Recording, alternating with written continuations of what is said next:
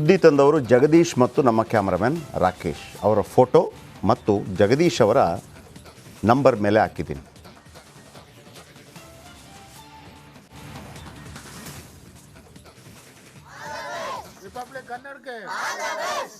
ಅಲ್ಲೇ ಕೆಳಗೆ ಬರೋಂಗೆ ಮಾಡಿ ನಂಬರ್. ಓಕೆ, ಇರಲಿ. ಈಗ ಇದು ಜಗದೀಶ್ ಅವರ ನಂಬರು 9964696523 9964696523. ರಾಕೇಶ್ ಶಂಕರಪ್ಪ ಗುಳೇದ್ ನಮ್ಮ ಕ್ಯಾಮರಾಮ್ಯಾನ್, ಈ ಸುದ್ದಿ ತಂದವರು. ಆಮೇಲೆ ಜಗದೀಶ್ ಮತ್ತು ರಾಕೇಶ್ ಗಾಡಿ ಮಾಡಿಸ್ಕೊಂಡು ಅವರನ್ನು ಕರ್ಕೊಂಡು ಹೋಗಿ ಅಲ್ಲಿಗೆ ಆಧಾರ್ ಕಾರ್ಡ್ ಮಾಡಿಸ್ಕೊಂಡು ಎಲ್ಲೋ ಮಾಡಿದ್ದಾರೆ. Jagadish one of the best ನಿಮ್ಮ ಏನು ರಿಪೋರ್ಟಿಂಗ್. ಯಾವತ್ತೂ ಕೂಡ ನೀವು ಅಲ್ಲಿಂದ ಹೋದಾಗ ಆ ಮನೆಯನ್ನು ನೋಡಿದಾಗ ನಿಮಗೊಂದು ನೆನಪಾಗುತ್ತೆ. ಆಯಿತಾ? ಎಕ್ಸಲೆಂಟ್ ಜಾಬ್ ರಾಕೇಶ್ ಮತ್ತು ಜಗದೀಶ್. ನಿಜವಾಗ್ಲೂ ನಿಮಗೂ ಕೂಡ ನಾನು ಸೆಲೆಕ್ಟ್ ಮಾಡಬೇಕು. ಜೊತೆಗೆ ಸಂಬಂಧಪಟ್ಟ ಎಲ್ಲ ಅಧಿಕಾರಿಗಳು ಒಮ್ಮೆ ತೋರಿಸ್ಬಿಡಿ ಯಾರೆಲ್ಲ ಇದ್ದಾರೆ ಅಂತೇಳಿ. ಆಮೇಲೆ ನೀವು ಜಗದೀಶ್ ಅವರ ನಂಬರಲ್ಲಿದೆ ನೋಡಿ, 9964696523.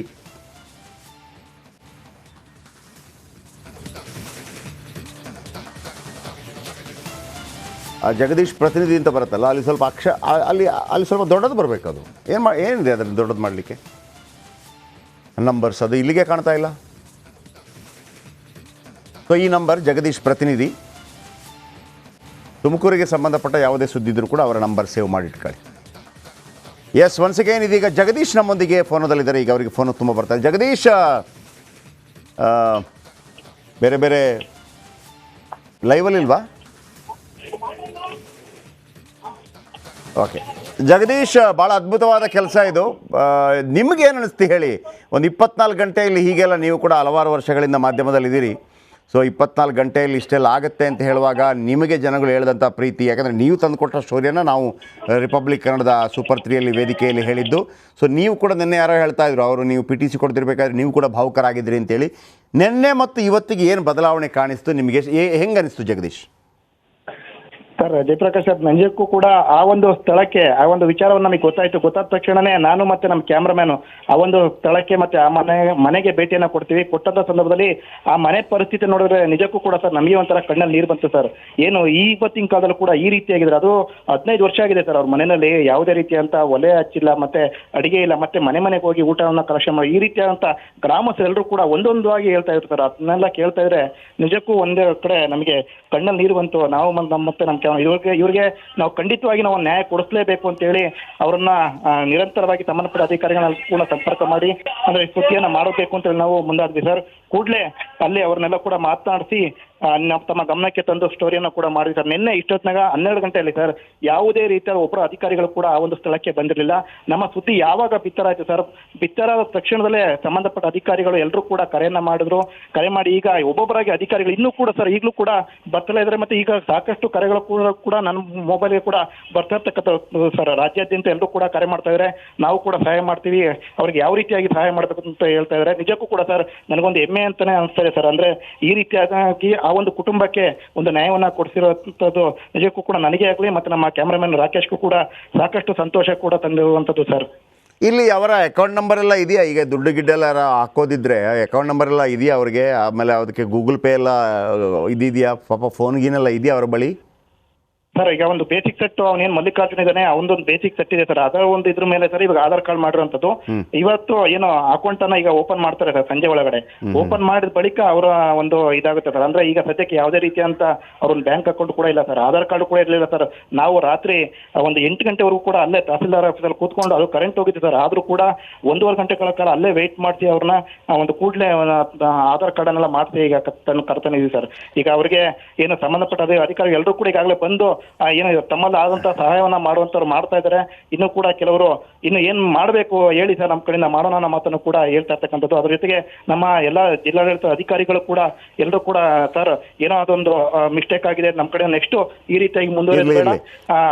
ಆ ಮನೆಗೆ ಈಗ ಏನೋ ಆಗ್ತಿದಾರಲ್ಲ, ಮನೆಗೆ ಸ್ವಲ್ಪ ಸಿಮೆಂಟಿಂಗ್ ಎಲ್ಲ ಮಾಡಿ ಒಂದು ಪೇಂಟಿಂಗ್ ಮಾಡಿ ಆ ಅಜ್ಜಿ ಮಲ್ಕೊಳ್ಳೋದಕ್ಕೆ ಒಂದು ಏನು ಕಾಟ್ ಗೀಟೆಲ್ಲ ಇದ್ದರೆ ಚೆನ್ನಾಗಿರುತ್ತೆ ನಾನು ಅಂದ್ಕೊಂಡಿದ್ದೀನಿ. ಸ್ವಲ್ಪ ಕಾಟ್ ಗೀಟೆಲ್ಲ ಇದ್ದರೆ ಸ್ವಲ್ಪ ಎತ್ತರದಲ್ಲಿ ಮಲ್ಕೊಳ್ಳಿ. 2-3 ಜನ ಇದ್ದಾರೆ ಒಂದು. ಆಮೇಲೆ ಅವನಿಗೆ ಕೆಲಸ ಕೊಟ್ರಾ ಏನದು?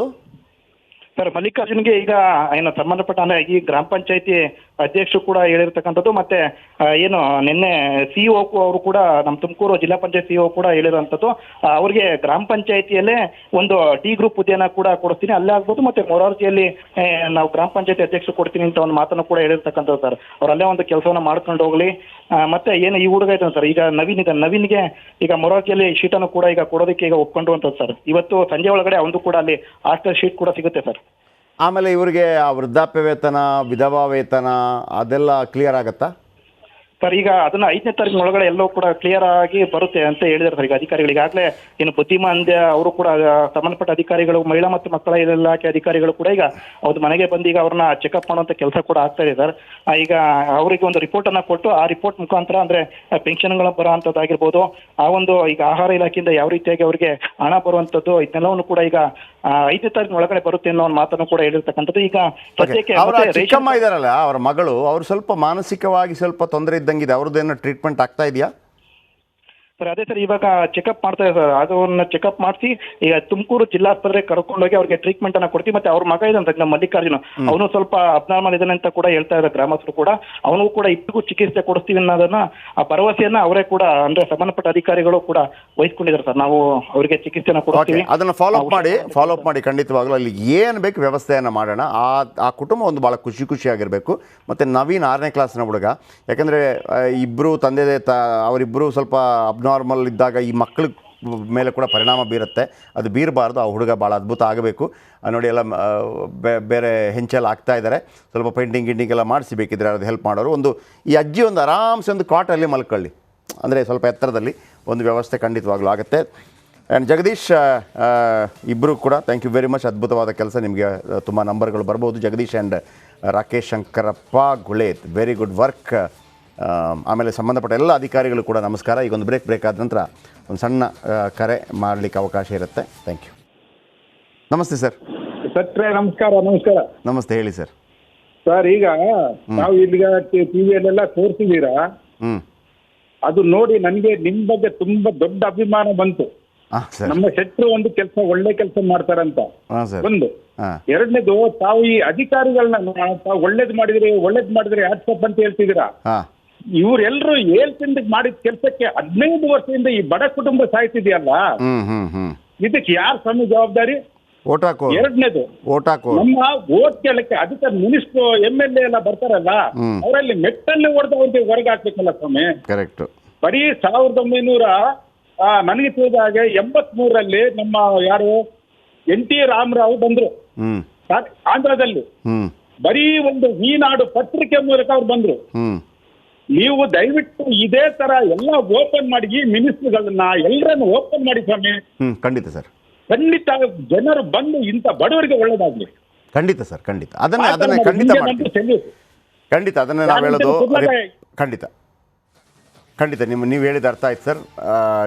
ಬಡವರ ವಿಚಾರಕ್ಕೆ, ಆಮೇಲೆ ಯಾರಿಗೇನು ಸವಲತ್ತು ತಲುಪಬೇಕು ಅಲ್ಲಿ ನಾವು ಮಾಡುವಂಥ ಕೆಲಸವನ್ನು ಯಾವುದೇ ರೀತಿ ಭಯ ಇಲ್ಲದೆ ಪ್ರಾಮಾಣಿಕತೆಯಿಂದ ಮಾಡ್ತೀವಿ. ಆ ಸಂದರ್ಭದಲ್ಲಿ ಯಾವುದೇ ರಾಜಕಾರಣಿ ಆಗಲಿ, ಯಾವುದೇ ಅಧಿಕಾರಿ ಆಗಲಿ ನಮ್ಮನ್ನು ಇನ್ಫ್ಲುಯೆನ್ಸ್ ಮಾಡೋಕ್ಕಾಗಲ್ಲ. ಅದು ರಿಪಬ್ಲಿಕ್ ಕನ್ನಡದ ಏನು ಕಮಿಟ್ಮೆಂಟ್. ಇವತ್ತು ಅದ್ಭುತವಾದ ಕೆಲಸಗಳಾಗಿದೆ. ಆ ಕಿಶನ್ ಅವರು ಹೇಳಿದಾಗೆ ರಾಜಕಾರಣಿಗಳ ಮತ್ತು ಅಧಿಕಾರಿಗಳ ಜವಾಬ್ದಾರಿ ಅದು. ನಾವು ಯಾರ್ಯಾರಿಗೂ ಓಟ್ ಹಾಕದೆ, ಜಾತಿ ಮತ ನೋಡದೆ ಓಟ್ ಹಾಕದೆ, ಪಾರ್ಟಿ ಗಿರ್ಟಿದ ಹಾಕದೆ, ಯಾರು ಈ ಸಮಾಜದ ಬಗ್ಗೆ, ಈ ಜನರ ಬಗ್ಗೆ ಕಳಕಳಿ ಇದ್ದಾನೆ ಅಂಥವ್ರನ್ನ ಆಯ್ಕೆ ಮಾಡಿದಾಗ ಮಾತ್ರ ಇಂಥದ್ದಾಗೋದಕ್ಕೆ ಸಾಧ್ಯ. ಹಾಗಂತದ್ದು ನಿರಂತರವಾಗಿ ನಡೆಯುವಂಥ ಪರಿಶ್ರಮ. ಎನಿಹೌ, ಇವತ್ತು ಭಾಳ ಖುಷಿ ಇದೆ, ಹೆಮ್ಮೆ ಇದೆ. 1 ಗಂಟೆಗಳ ಕಾಲ ಈ ಒಂದು ಕುಟುಂಬಕ್ಕಾಗಿ ನಾವು ಕೊಟ್ಟಿದ್ದೀವಿ. ಆ ತಾಯಿ ಇವತ್ತು ಖುಷಿಯಾಗಿದ್ದಾರೆ. ರಿಪಬ್ಲಿಕ್ ಕನ್ನಡಕ್ಕೆ